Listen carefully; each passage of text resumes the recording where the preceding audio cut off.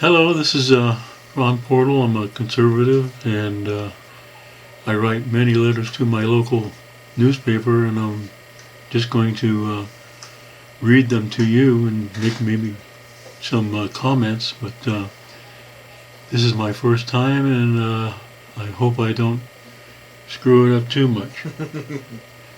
So I start reading. Absolutely.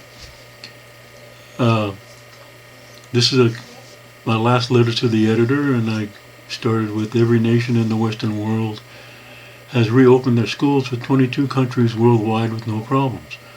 The party that pummels us with "we must follow the science" ignores any science that doesn't fit their ideology and political goals.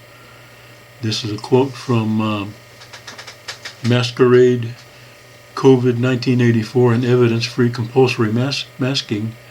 It was an article on 7/11 of this year.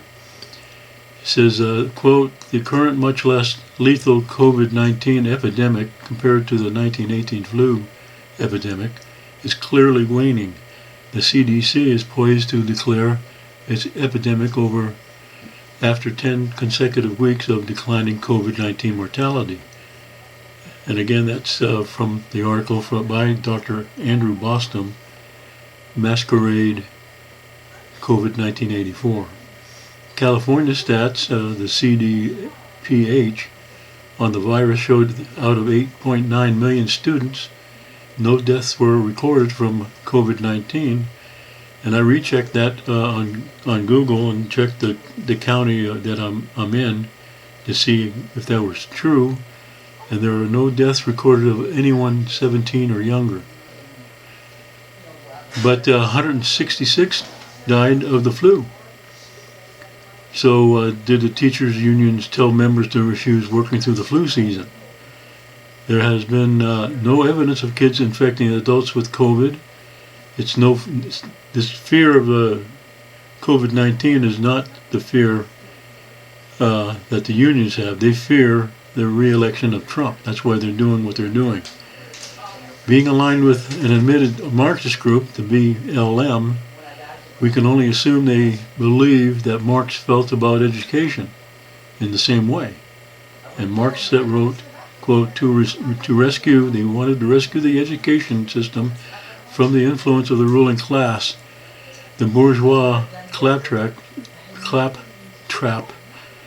and that's, see, in communism there's only two classes, the bourgeois and the proletariat. So this, the bourgeois claptrap about family and education, about the hallowed co-relation of parent and child, become all the more disgusting. So they didn't want families. They wanted this communal type of arrangement. Now, how many parents do you know have complained they've lost all input into their kids' schooling?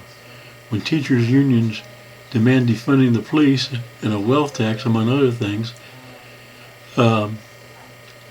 it's clear that the child education is not one of their priorities, which has produced what you see in the streets of historical illiterates protesting. Dr. Bostom quotes Dr. Donald Henderson, who was instrumental in solving the smallpox epidemic back in the last century. He quoted Dr. Henderson saying, "There are no historical observations or scientific studies that support the confinement by quarantine of groups of possibly infected people for extended periods in order to slow the spread of influenza." Now, if you say, well, that's influenza, that's not COVID-19, it also says that the influenza virus is more deadly than the COVID-19 virus. So if it's good enough for influenza, it's good enough for COVID-19.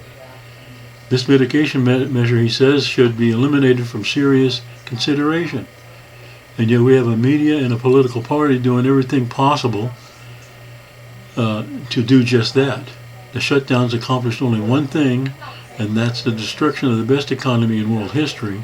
And we have Representative Cortez, that Democrat from New York, encouraging her party to keep the shutdowns going until November.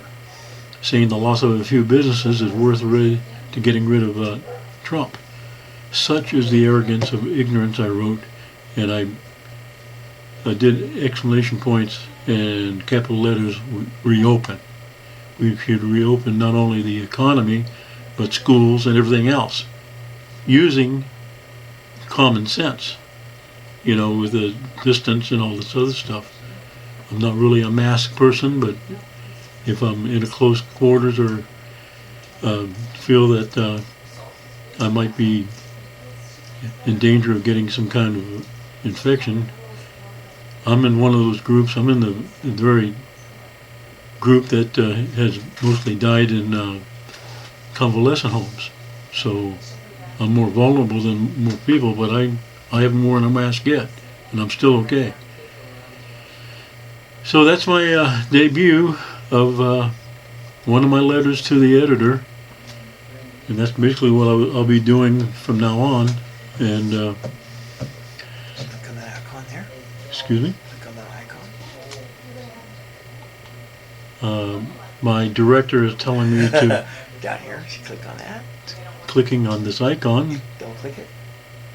double click it, Yep, and then you can push here to stop.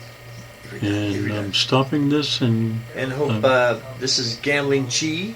This is my father-in-law, Ron Portal, and he has good convictions. And he's going to be hoping that he gets people to subscribe, to make comments, to get involved, so he can get his message out as well. all I ask is to be gentle. Yes. Push the stop.